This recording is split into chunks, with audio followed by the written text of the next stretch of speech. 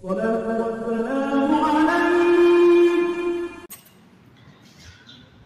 Abdullah bin Mas'ud radhiyallahu anhu, dia mengatakan Nabi sallallahu alaihi wasallam bersabda,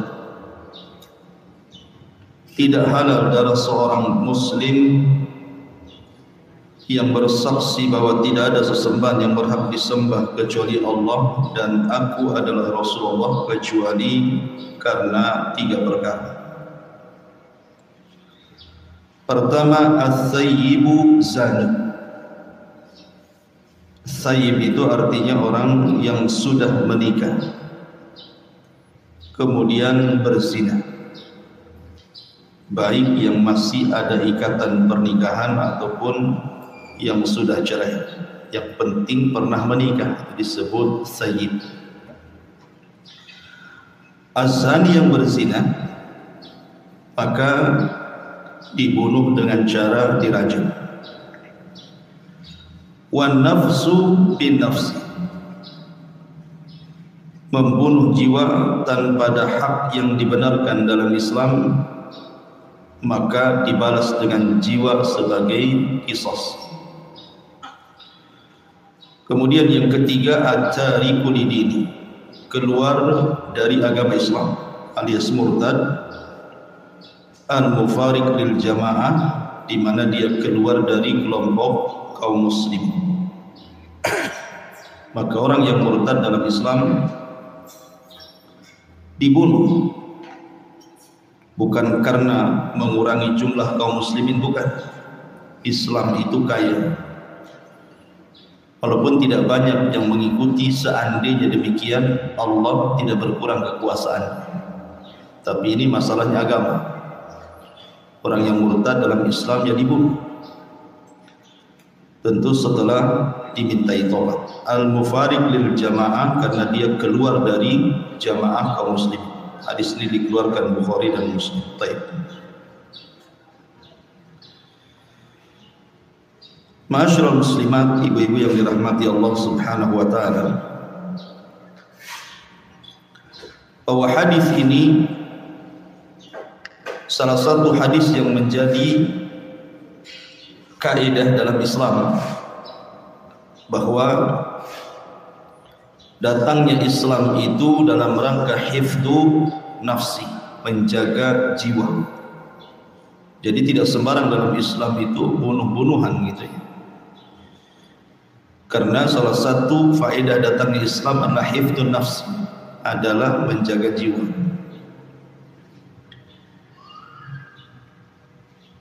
Kemudian di sini Nabi SAW menyebutkan 3 perkara. Bukan berarti kemudian cuma 3 perkara, tidak, banyak lagi.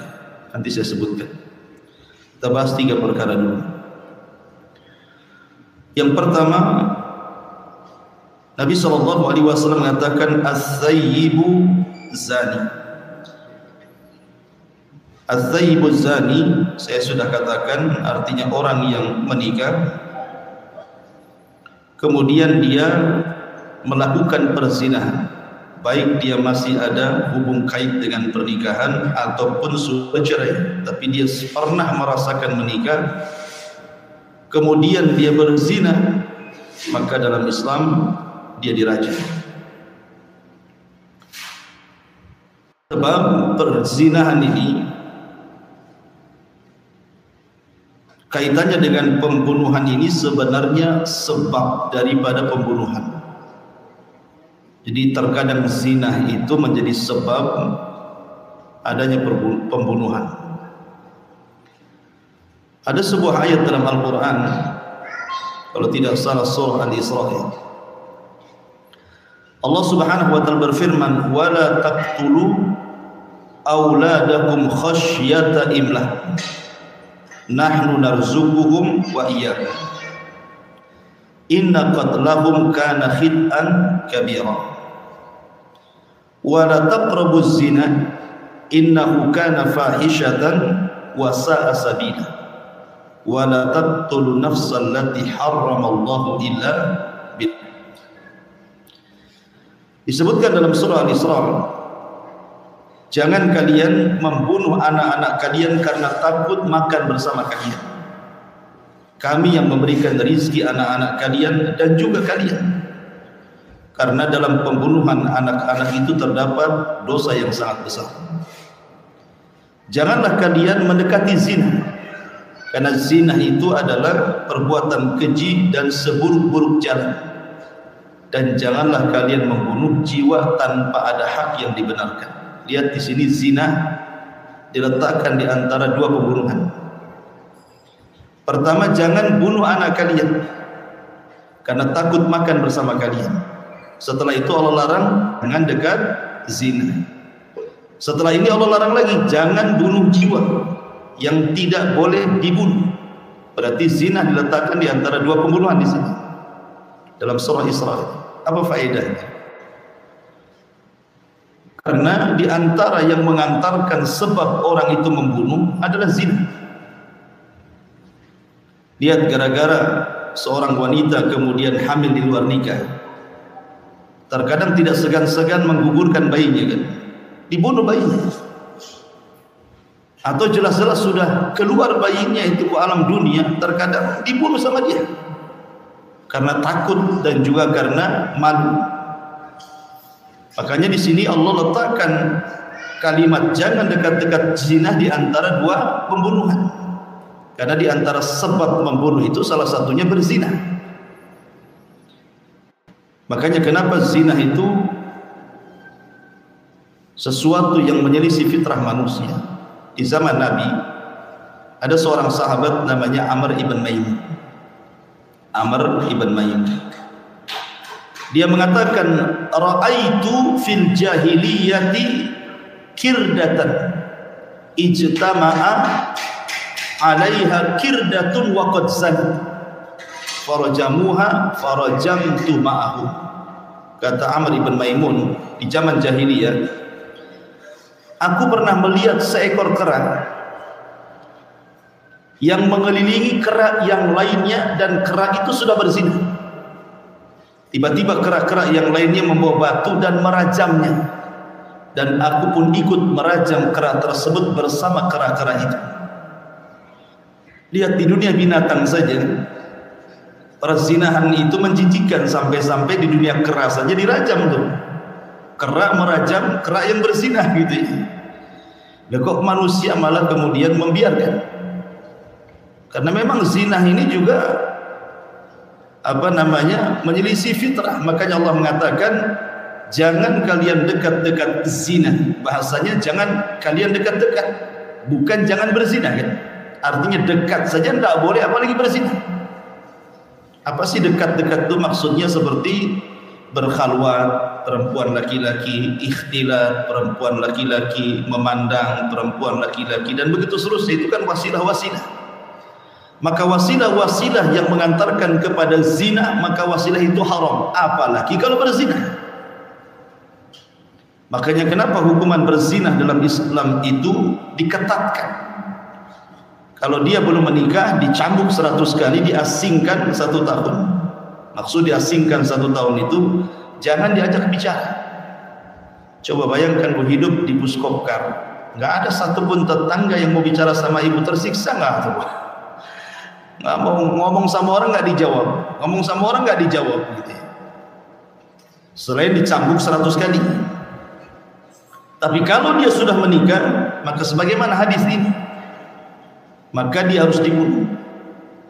Karena perbuatan zina itu perbuatan yang termasuk satu di antara 3 besar yang merupakan dosa besar.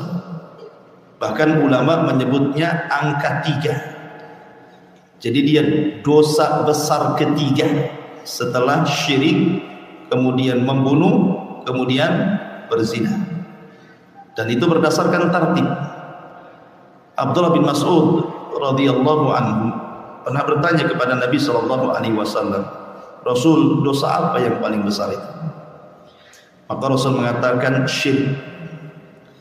Kemudian apalagi wahai Rasul? Kata Rasul, engkau membunuh anakmu karena takut makan bersamamu. Kemudian apalagi Rasul? Kata Rasul, berzina. Dari sini kata Syekhul Islam Ibnu Taimiyah rahimahullahu taala bahwa dosa zina adalah dosa ketiga terbesar setelah syirik, kemudian membunuh, kemudian berzina. Bahkan Abdullah bin Abbas radhiyallahu anhuma ketika menggambarkan bagaimana dahsyatnya dosa zina ini, dia mengatakan iyyakum waz-zina, hati-hati kalian jangan berzina. Fa inna fihi sittu khisalin, karena dalam perzinahan itu ada 6 perkara yang akan Allah timpakan kepada kalian. Salasun fid dunya wa salasun fil akhirah, 3 di dunia dan 3 di akhirat. Kemudian kata Abdullah bin Abbas radhiyallahu anhuma, adapun di dunia yang pertama zahabu bahail wajhi, Allah hilangkan cahaya di wajahnya. Orang yang suka berzina itu wajahnya suram, tidak ada cahaya sama sekali. Kemudian yang kedua kata beliau qisarul umri, Allah pendekkan umurnya. Maksudnya Allah pendekkan umurnya di sini artinya Allah cabut barokah dalam umurnya. Jadi Abdullah bin Abbas radhiyallahu anhu mengatakan yang kedua qisaru al-umri, dicabut keberkahan umurnya, enggak berkah keluarganya, enggak berkah anak-anaknya, enggak berkah usahanya, enggak berkah hidupnya. Kemudian yang ketiga dawamul fakri, akan difakirkan hidupnya walaupun dia kaya, walaupun hidupnya melimpah dengan kekayaan, walaupun melimpah hidupnya dengan dunia, tetap Allah fakirkan hatinya, seolah-olah tidak punya ketenangan dengan kekayaan. Ini di dunia. Adapun di akhirat kata Abdullah bin Abbas radhiyallahu anhuma, pertama sukhtullah alaihi, Allah akan murka kepadanya. Yang kedua su'ul hisab, buruknya hisab kepadanya. Dan yang ketiga al-adzabu bin-nar, maka Allah akan mengazab dia dengan neraka. Lihat, hukuman orang berzina ini bukan hanya di dunia, tetapi sampai di kuburan, sampai di hisab, sampai di akhirat, di 4 tempat. Di dunia dengan ada ancaman rajam kalau dia sudah menikah, atau kalau belum nikah dicambuk 100 kali, diasingkan setahun. Di kuburan jelas Nabi SAW dalam hadis Bukhari menjelaskan ketika melihat ada satu tanur, ada satu kuali besar, kemudian di situ ada 2 orang yang bertelanjang, kemudian dibakar di bawahnya, akhirnya kepanasan gitu ya. Kemudian Rasul mengatakan, dosa apa itu? Maka malaikat mengatakan, itulah orang yang berzina. Kata para ulama, ini gambaran adab kubur. Kemudian ketika hisab, maka dia akan dipersulit hisabnya, dan kemudian masuk neraka. Yang jelas bahwa dosa zina adalah akan dilamakan di neraka, bukan dikekalkan, tidak. Lama dia keluar dari neraka, naudzubillah.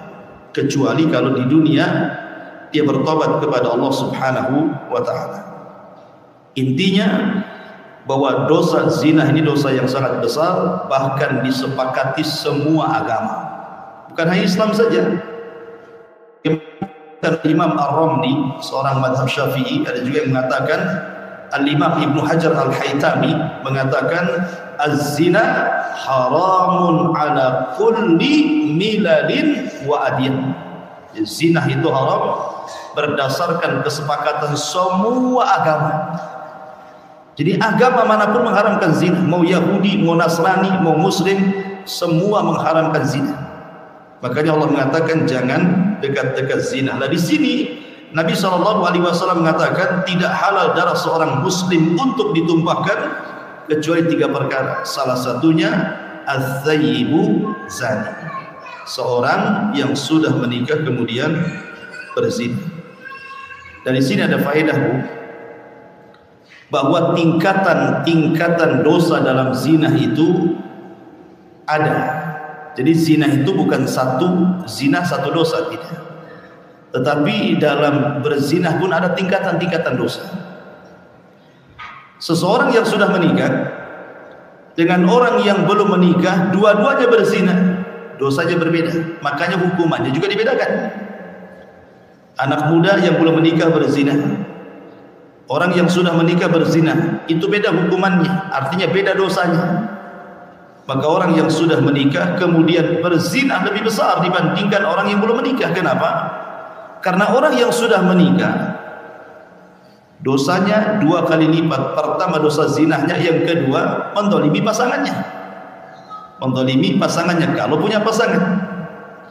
Kalau tidak punya pasangan, karena dia pernah melakukan pernikahan, artinya pernah melakukan hubungan, dan dia sudah pernah merasakannya. Kalau dia berzina berarti dosanya 2 kali lipat. Ini yang pertama.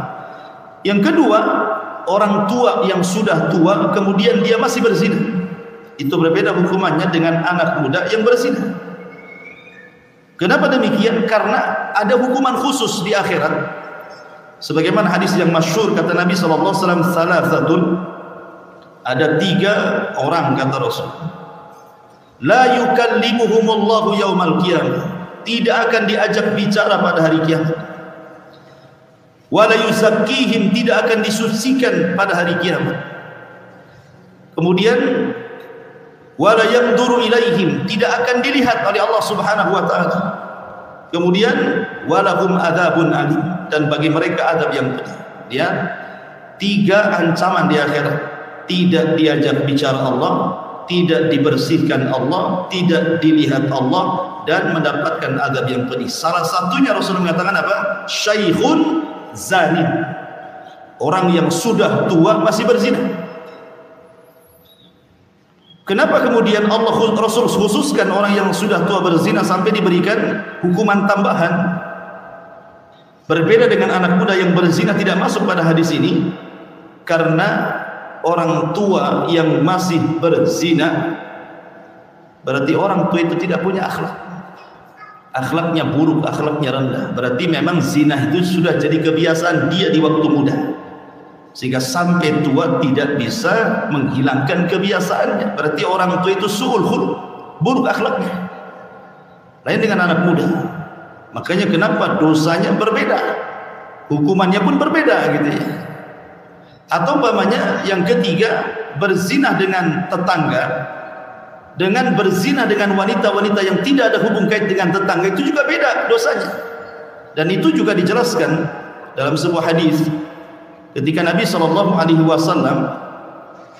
ditanya tentang masalah dosa besar, kemudian Rasul menyebutkan tadi kesyirikan, kemudian membunuh, kemudian yang ketiga Nabi SAW, wa antazniya, dan engkau berzina dengan wanita tetanggamu.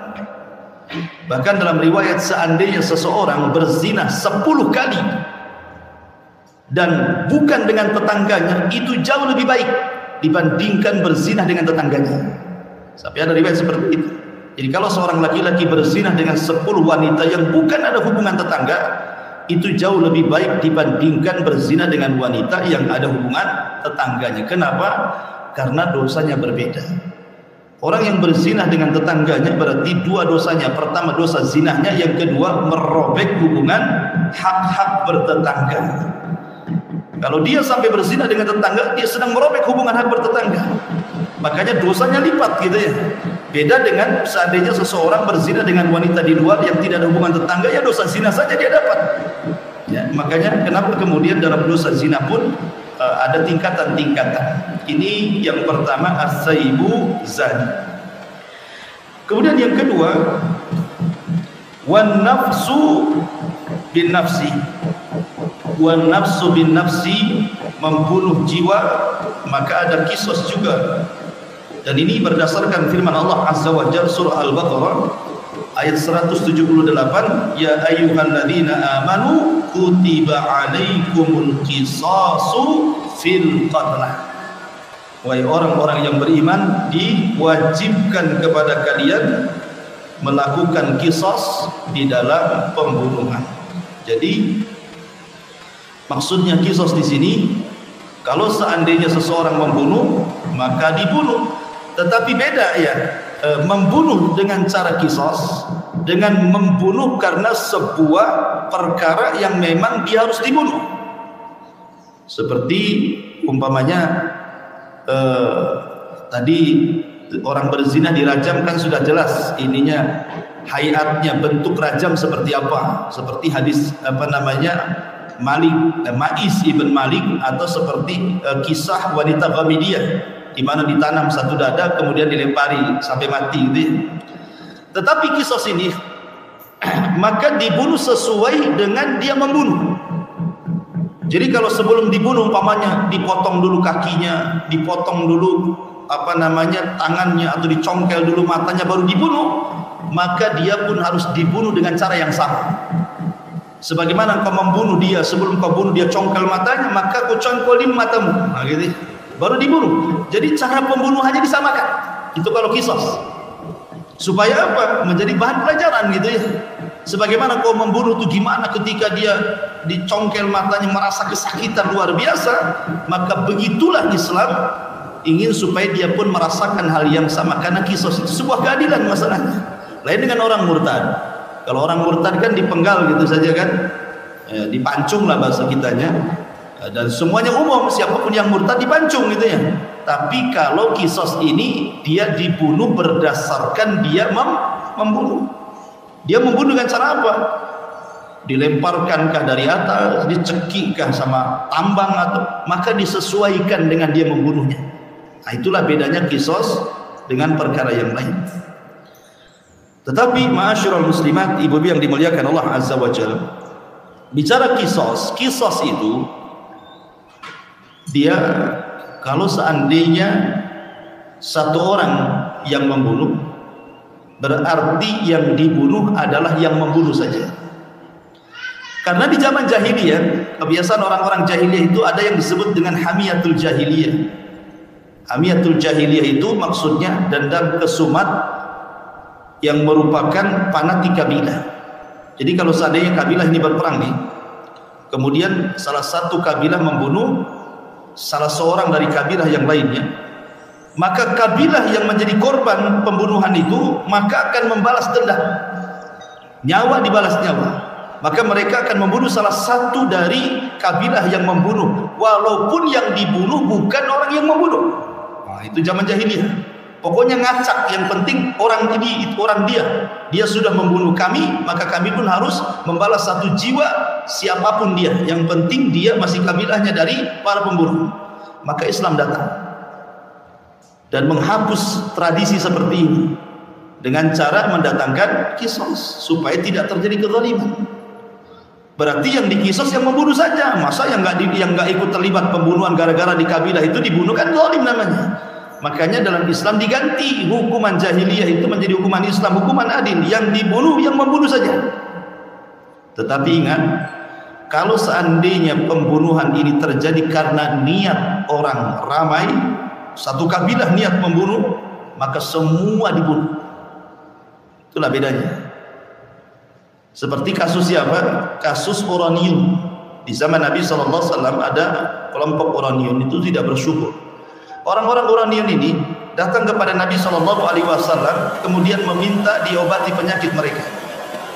Ada salah seorang kepalanya sakit, dibawa kepada Nabi, minta diobati penyakit.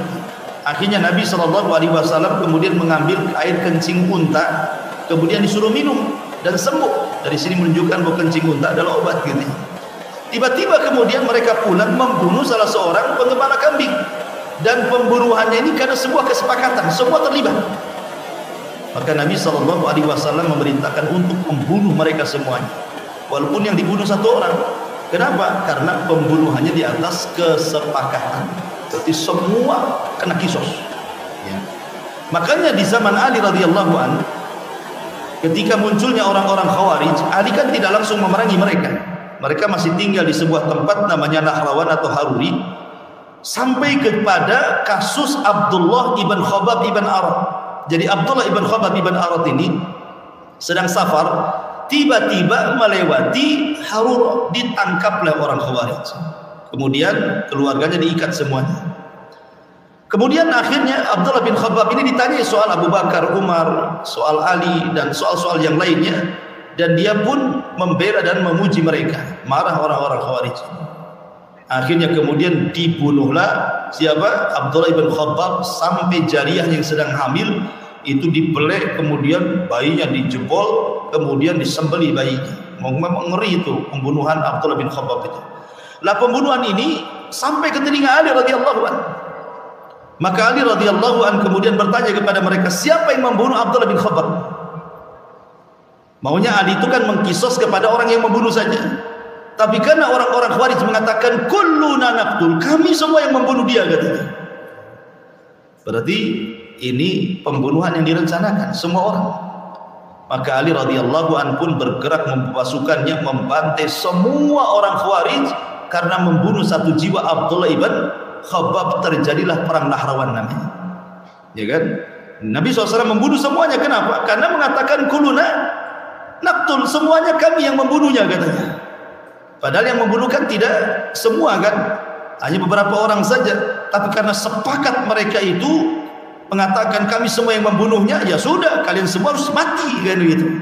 Maka terjadi perang. Nah, jadi terkadang kisos ini lihat dulu, kalau memang rencana satu orang, maka satu orang itu saja yang dikisos. Tapi kalau rencana orang banyak, berarti semua orang terkena kisos walaupun yang dibunuh satu orang. Nah, itu harus dipahami, itu makna wan nafsu bin nafsi. Ma'asyiral muslimat yang dimuliakan Allah Subhanahu wa taala. Kemudian yang ketiga, at-tariku lidini. At-tariku lidini. Maksudnya at-tariku lidini adalah orang yang murtad. Orang yang murtad dalam Islam, maka dia harus dibunuh. Jadi orang yang murtad dalam Islam dibunuh dalam Islam. Tidak ada alasan orang murtad itu. Tetapi tentu setelah dimintai tobat. Lah, orang yang murtad dalam Islam tentu tidak sembarangan orang harus dibunuh, kan tetap di tangan hakim juga. Jadi kalau dia murtad dan dia hidup di negara Islam dan berdasarkan hukum Islam, maka dipanggil. Kemudian didatangkan ulama dan disuruh tobat, suruh berdialog dulu gitu, sampai mudah-mudahan dia ada harapan tobat. Tapi kalau seandainya dia tidak mau bertobat, maka dia pun diberikan hukuman pancung. Dan itu berdasarkan hadis Nabi SAW, man baddala dinahu faqtul. Siapa yang mengganti agamanya, bunuh. Itu dalam Islam. Sekali lagi, bukan karena Islam dirugikan akhirnya sedikit jumlahnya karena banyak orang murtad. Tidak, Islam itu ghaniyun anda. Islam itu kaya. Karena seandainya Allah Subhanahu wa taala tidak ada yang menyembah di bumi pun, tidak akan berkurang kekuasaannya. Sebagaimana apabila satu bumi menyembah Allah pun tidak bertambah kekuasaannya. Enggak ada hubung kait dengan masalah tambah sedikitnya anggota dalam Islam, bukan. Ini perkaranya perkara hukum. Memang hukum Islam seperti itu. Orang yang murtad dibunuh. Ya, tetapi karena kita bukan hidup di negeri yang ditegakkan secara mayoritas hukum Islam gitu. Walaupun kita negara Islam, tetapi kan hukum-hukum Islam belum ditegakkan di sini. Makanya orang yang murtad gara-gara masalah sepele, pernikahan, ekonomi, kadang-kadangnya orang bisa murtad. Masalah sepele. Karena calon suaminya non muslim ikut pula dia murtad. Atau karena masalah bisnis akhirnya dia pula murtad. Jadi zaman sekarang ini orang menanggalkan agama itu begitu mudah sekali. Jadi menjual agama itu dengan harga yang remeh sekali, harga yang murah gitu ya. Makanya Allah mengatakan wala tashtaru bi ayatillahi tsamanan qalila. Janganlah kalian menjual agama kalian dengan harga yang sangat teramat murah. Masa gara-gara pernikahan digadaikan agamanya? Akalnya di mana? Nanti kalau seandainya dicerai, rugi dia. Sudah agamanya dijual, akhirnya apa? Khasirat dunya wal akhirat. Dunia rugi, akhirat pula lebih rugi. Maka ini terjadi, dan orang-orang murtad ya biasa-biasa saja. Ya, tapi dalam Islam tidak biasa. Karena menanggalkan agama itu bahaya, akan merusak segalanya. Ma'asyiral muslimat yang dimuliakan Allah Azza wa Jalla, ini 3 perkara yang dibolehkan untuk dibunuh. Padahal Islam itu sangat menghargai jiwa manusia. Tetapi kalau terjadi 3 perkara, maka berlaku pembunuhan. Kemudian di sana juga yang dibolehkan untuk dibunuh selain daripada 3 perkara, qutta'u thariq, para perampok, para perompak gitu ya. bajak-bajak laut gitu ya, kalau yang mereka tidak segan-segan bukan hanya mengambil harta tetapi sampai membunuh jiwa, maka ini pun dibolehkan untuk dibunuh berdasarkan Al-Quran surat Al-Ma'idah ayat 33. Allah mengatakan, innama jazaa'ul ladzina yuharibuna Allah wa rasulahu wa yas'auna fil ardi fasadan an yuqattalu aw yusallabu aw tuqatta'a aydihim wa arjuluhum min khilafin aw yunfa'u minal ardi dzalika lahum khizyun fid dunya wa lahum fil akhirati adzabun adzim.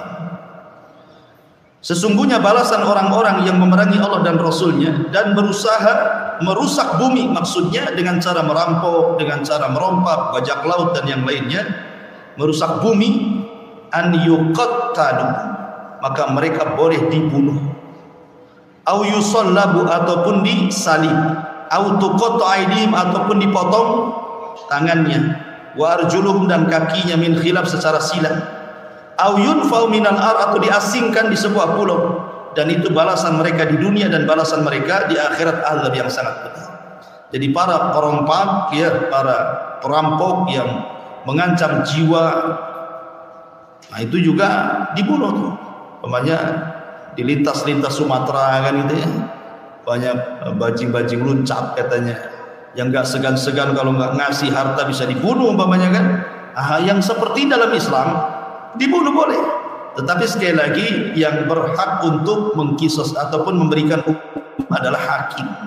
Tentu setelah di sidang dulu gitu ya, kemudian makruflah di pengadilan sampai divonis hukuman pembunuhan berdasarkan tingkat dia merampok, membunuh atau tidak membunuh. Karena kan beda-beda hukumannya. Kalau dia hanya mengambil hartanya saja ya tidak dibunuh.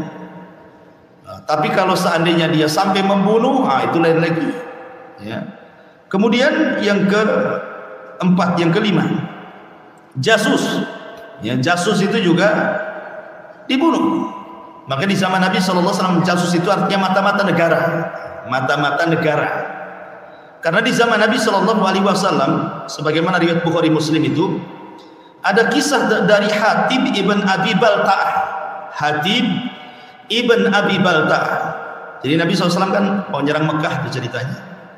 Mau nyerang Mekah, tiba-tiba kemudian sebelum Rasul berangkat ke Mekah, ada seorang sahabat namanya Hatib ibn Abi Balta'ah mengirim surat membocorkan penyerangan Nabi. Ya, kemudian dibawa oleh seorang wanita, ketangkap wanita ini oleh Ali radhiyallahu anhu dan pasukannya. Kemudian ditanya wanita itu, dari mana surat ini dan siapa yang ngasih? Kemudian wanita ini mengaku bahwa surat ini ditulis oleh Hatib bin Abi Balta'ah yang disuruh untuk diantarkan ke keluarganya yang ada di Mekah. Maka Rasul panggil Hatib ini. Kemudian mengatakan, ya Hatib, mahadha, wahai Hatib, apa ini? Qala, maka Hatib mengatakan, ya Rasulullah, la ta'jal alayya, wahai Rasul, jangan tergesa-gesa menghukumi diriku. Inni kuntum ru'un mulsaqan fi Quraisy. Kamu kan tahu saya ini orang yang tidak bisa melepaskan dengan orang-orang Quraisy. Walam akun min anfusim, walaupun demikian aku bukan bagian orang-orang Quraisy, tetap aku ada sahabat dirimu wahai Rasul. Kemudian alasan Hatib bin Abi Balta'ah, alasannya apa? Bayangkan Rasul, kalau kau serang Mekah, di sana ada keluargaku, bisnisku ada di sana, semuanya ada di sana. Kalau seandainya tiba-tiba kau serang Mekah, habislah segalanya, gitu maksudnya. Aku hanya ingin menyelamatkan keluargaku, bukan yang lain, itu saja. Maka Umar radhiyallahu anhu sampai emosi dan mengatakan, ya Rasul, da'ni adribunuka. Rasul, serahkan si Hatib itu, kupenggal lehernya. Tapi Nabi SAW ketika mendengar Umar mengatakan akan memenggal leher Hatib bin Abi Balta'ah karena dianggap munafik, kata Nabi SAW, jangan wahai Umar, innahu qad syahida badran. Masalahnya si Hatib ini satu di antara veteran yang pernah terlibat dalam perang Badar. Sementara orang-orang yang perang Badar, Nabi SAW mengatakan, i'malu ma syi'tum wa qad ghafarat lakum. Bekerjalah, lakukan sekehendakmu karena kalian sudah diampuni dosa-dosanya. Akhirnya Hatib pun dilepas dan tidak jadi diberikan hukuman gitu. Tetapi kalau seandainya Nabi kalau seandainya hati bukan termasuk penduduk Badar, pasti Rasul akan mengizinkan Umar kan. Tetapi Umar ditolak izinnya untuk memenggal kepala Hatib karena alasannya apa? Jangan Umar, karena dia termasuk orang yang terlibat perang Badar gitu. Kalau dia tidak terlibat dalam perang Badar, habislah Hatib itu. Ya, jadi mata-mata itu dalam Islam bahaya. Makanya hukumannya pun bisa dibunuh. Ya, selain daripada quta'ut thariq itu juga adalah mata-mata. Kemudian juga yang harus dibunuh juga adalah para pelaku LGBT, ya, para pelaku homoseksual. Maka itu pun sama dengan orang yang berzina, cuman bedanya kalau orang berzina itu kan dibedakan antara yang menikah dengan yang tidak menikah gitu ya. Tapi kalau orang yang melakukan hubungan kaum Lut, ya, homoseksual, maka ini tidak ada perbedaan. Anda sudah menikah, Anda belum menikah, semua sama, tetap dibunuh. Cuman para ulama hanya mereka ikhtilaf, perselisihan ulama itu tentang gimana cara membunuhnya. Ada yang mengatakan dia harus dibunuh persis seperti kaum Lut diazab oleh Allah, diangkat ke sebuah ketinggian, kemudian dilempar badannya dari ketinggian, kalau belum mati dilempari batu sampai mati. Itu pendapatnya Ali radhiyallahu an. Maka para LGBT ini dibunuh dengan cara seperti itu, dibawa ke tempat yang paling tinggi, dilempar ke bawah, kemudian dilempari batu. Ini satu pendapat. Pendapat yang kedua sama dengan orang berzina dirajam. Jadi pendam setengah badan, kemudian dilempari batu sampai mati. Ya. Kemudian pendapat yang ketiga dengan cara dihukum pancung. Ya. Wallahu alam. Pendapat yang mungkin lebih dekat adalah pendapat Ali radhiyallahu an, bahwa para pelaku LGBT tetap dibunuh dalam Islam, tetapi cara membunuhnya dengan cara azabnya kaum Lut. Bagaimana azabnya kaum Lut? Diangkat bukitnya, negaranya ke langit, dihujani batu, kemudian ditumpahkan lagi ke bumi kan. Berarti dibawa orang ini ke atas ketinggian, sudah di atas puncak ketinggian, dilempar ke bawah, kalau belum mati lempari batu sampai mati. Nah ini juga orang-orang yang harus dibunuh gitu ya, di antara orang-orang yang dibolehkan untuk dibunuh. Masyaallah muslimat yang dimuliakan Allah Subhanahu wa taala. Tetapi ada jiwa-jiwa yang membunuh tetapi tidak boleh dibunuh. Seperti seorang bapak membunuh anak. Kalau ada orang tua membunuh anaknya tidak ada kisos. Tapi tidak sebaliknya. Kalau anak membunuh bapaknya, kisos. Kenapa? Karena wujudnya dia, adanya dia karena ada orang tua. Bagaimana kemudian orang yang mengadakan dirinya tiba-tiba dibunuh? Jadi kalau anak membunuh orang tua, kisos. Tapi kalau orang tua membunuh anak, tidak kisos. Makanya Rasul mengatakan, anta wa maluka li abik, dirimu dan hartamu milik bapakmu, gitu ya. Ini yang pertama. Yang kedua, seorang muslim membunuh orang kafir. Terjadi khilaf para ulama. Jumhur ulama mengatakan tidak dibunuh. Tidak ada kisos seorang muslim membunuh orang kafir. Ya mungkin bisa saja takzir, hukuman dari amir, dari pemimpin, tetapi tidak ada kisos orang muslim membunuh orang kafir. Orang muslim membunuh orang kafir tidak ada kisos. Kemudian juga syaratnya orang kisos itu sudah dua tadi syaratnya ya. Satu, bukan pembunuhan orang tua kepada anak. Dua, bukan pembunuhan seorang muslim kepada kafir. Yang ketiga, an yakunal qatil balighan aqilan muta'ammidan. Hendaklah orang yang membunuh itu orang balik. Artinya orang yang belum balik membunuh tidak ada kisos, namanya belum balik. Anak kecil bawa kayu, tiba-tiba mentung orang dari belakang, mati orang dipentung tuh. Orang umur 5 tahun umpamanya kan, mentung orang kepalanya, mati. Tidak ada kisos kalau belum balik. Harus balik dulu gitu ya. Kemudian berakal. Kalau orang gila mentung orang mati, nggak ada kisos orang gila. Kemudian juga muta'ammi dan sengaja. Karena kalau tidak ada unsur kesengajaan, itu beda lagi hukumannya. Bukan kisos tapi diat nanti jatuhnya. Maka tidak ada kisos bagi anak kecil, bagi orang gila, bagi mukhti tanpa sengaja dia membunuh. tetapi cukup diganti dengan diat 100 ekor unta. Memang tidak ada kisos, tapi dia suruh bayar 100 ekor unta. Kalau mau diganti ya 100 mobil Avanza gitu. Payah dia jadi dealernya. Kemudian juga di antara syaratnya adalah ismatul maqtul. Jadi kalau dia termasuk jiwa yang masih maksum, dilarang untuk dibunuh. Falau qatala muslim harbiyan aw murtaddan aw zaniyan muhsanan fala qisasu alaihi waladiyah.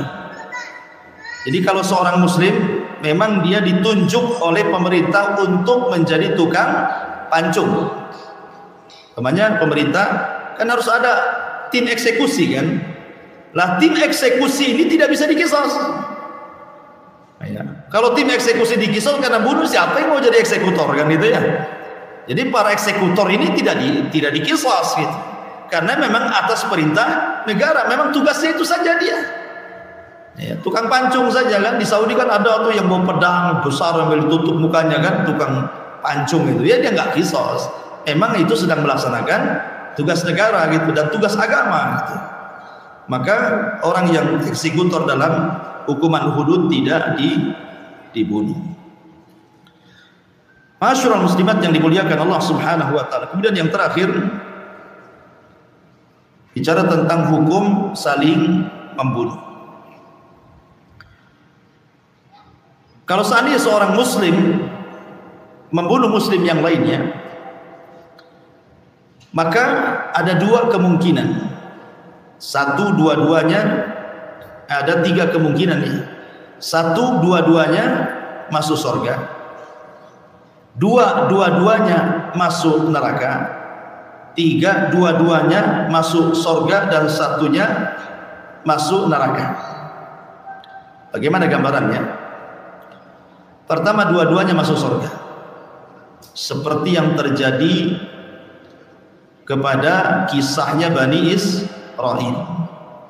Ketika sebagian besar Bani Israel sampai ada yang mengatakan jumlahnya 70 orang melakukan murtad karena menjadikan patung sapi yang dibuat oleh Samiri disembah.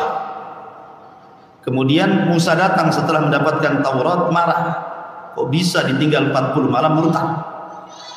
Akhirnya kemudian mereka dipaksa untuk bertobat dan mereka pun siap tobat. Siap tobat artinya tidak mau menyembah patung itu lagi.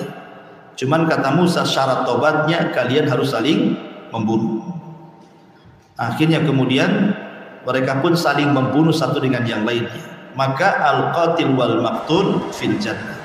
Maka gambaran seperti ini, orang yang membunuh dan orang yang dibunuh dua-duanya masuk surga karena sama-sama tobat. Ya kan? Ini yang pertama. Yang kedua, yang membunuh dan yang dibunuh dua-duanya masuk neraka. Dan itu berdasarkan hadis Nabi SAW, al-qatil wal maqtulu finnar. Orang yang membunuh dan orang yang dibunuh masuk neraka. Sahabat bertanya Rasul, kalau orang yang dibunuh masuk neraka, sayang betul, harusnya orang yang membunuh saja. Kata Rasul, ya karena yang dibunuh lagi apes. Coba dia yang tidak mati pasti dia bunuh kawannya, karena dia sudah ada niat membunuh juga.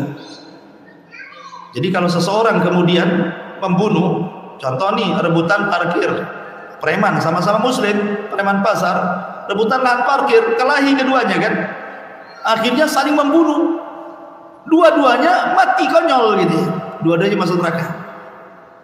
Kenapa? Karena dua-duanya ada niat membunuh yang lainnya. Ini yang kedua ya. Ketiga, orang yang membunuh masuk neraka dan yang dibunuh masuk surga. Seperti umpamanya ibu di rumah ada maling masuk. Tentu ibu untuk mempertahankan harta akhirnya melawan. Maka ibu terkena peluru umpamanya karena dia malingnya bawa pistol, ditembak kepalanya, meninggallah ibu. Maka ibu dianggap mati syahid. Ibu masuk surga. Ya, tetapi malingnya masuk neraka gitu ya. Ini yang membunuh masuk neraka, yang dibunuh masuk surga. Ada kebalikannya, yang membunuh masuk surga, yang dibunuh masuk neraka gitu ya. seperti orang yang sedang perang. Para mujahidin perang melawan orang-orang kafir, maka para mujahidin kemudian membantai orang-orang kafir dalam peperangan yang dibenarkan dalam Islam. Maka para mujahidin mereka masuk surga, orang yang dibunuh orang kafir dalam peperangan masuk neraka lah, kan gitu ya. Jadi itu ada hukuman-hukuman yang terkait dengan membunuh. Jadi ada yang dua-duanya masuk surga, dua-duanya masuk neraka, satunya masuk surga dan neraka, pembunuhnya masuk surga, yang dibunuh masuk neraka, yang dibunuh masuk surga, pembunuhnya masuk neraka. Itu diantara hukum masa seputar pembunuhan. Tetapi sekali lagi bahwa setiap hukuman hudud yang ditegakkan seperti qisas di sini, maka sekali lagi syaratnya harus dua, ya. Syarat qisas itu harus dua perkara yang tidak boleh dihilangkan. Pertama, harus yang mengeksekusi adalah pemerintah. Tidak boleh seseorang itu asal main eksekutor. Nah, memang eksekutornya harus pemerintah yang sah, ya, baru kemudian ditegakkan hukum hudud. Kemudian yang kedua, kalau terkait dengan masalah perzinahan, maka harus ada saksi untuk tegaknya bahwa orang ini berzina dan dia sudah menikah. Harus didatangkan 4 saksi. Kalau tidak 4 saksi, maka yang menuduhnya dicambuk 80 kali, kan gitu ya. Maka tidak sembarang nuduh-nuduh orang berzina, kecuali yang berzinahnya ngaku. Maka tidak perlu mendatangkan hukum saksi. Kalau dia ngaku gitu ya. Seperti kasus seorang wanita di zaman Rasul, wanita Ghamidiah yang sedang hamil karena perzinahan, dia ngaku. Zanaitu fatahirni, Rasul, aku sudah berzina, bersihkan aku. Nah, ini dah ngaku dia, kan. Kalau sudah ngaku tidak perlu saksi. Kenapa? Karena pengakuan itu sekuat-kuat dalil. Ngapain ada saksi udah ngaku? Karena biasanya saksi itu supaya dia ngaku gitu ya. Kamu mau berkilah kemana? Ini ada saksinya. Nah, gitu ya. Jadi kalau memang sudah ada pengakuan, maka tidak perlu ada saksi lagi. Taib, ini diantara keterangan hadis tentang masalah hurmatu, haramnya darah seorang muslim kecuali 3 perkara. Wallahu a'lam.